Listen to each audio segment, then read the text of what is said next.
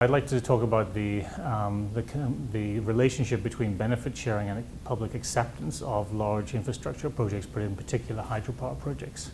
I worked on a project in Laos, Lao PDR as it's called, and it involved resettling and relocating about 13,000 people. And these people were either poor rural people or they were ethnic minorities.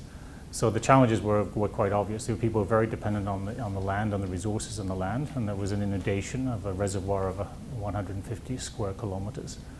And so you really need to plan this very, very well. And I think one of the key things that we took into consideration at the beginning was to make sure that they were beneficiaries.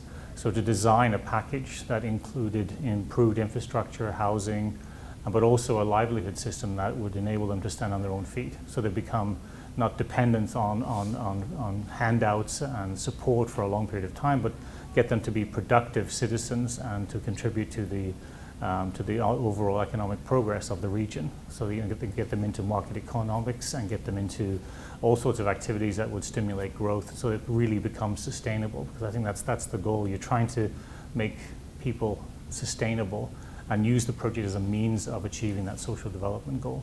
It went very well, I think. It took time, and I think this is important because both the consultation, the planning part is a very time-consuming process. It's slightly not in sync with the project planning process because it's open-ended.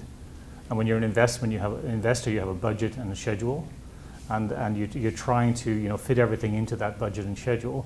And if you have a consultation process, I mean, people have a different concept of time and how it's done, and you have to keep on talking and meeting and building trust and creating relationships. And that's not always in sync with the project schedule, if you like, where you're talking about a technical plan or you're talking about a financial investment, which is billions of dollars. So it's to get this to work. And I think if you invest the time and energy at the beginning, the outcomes after a long planning process, the outcomes can be very good. And I think but it still takes about 10 years in a resettlement process to reach a sustainable conclusion. And I think now it's probably about 96% of the villages have managed to reach the income levels and targets after that 10-year process of engagement and follow-up. So I think so far it looks very successful.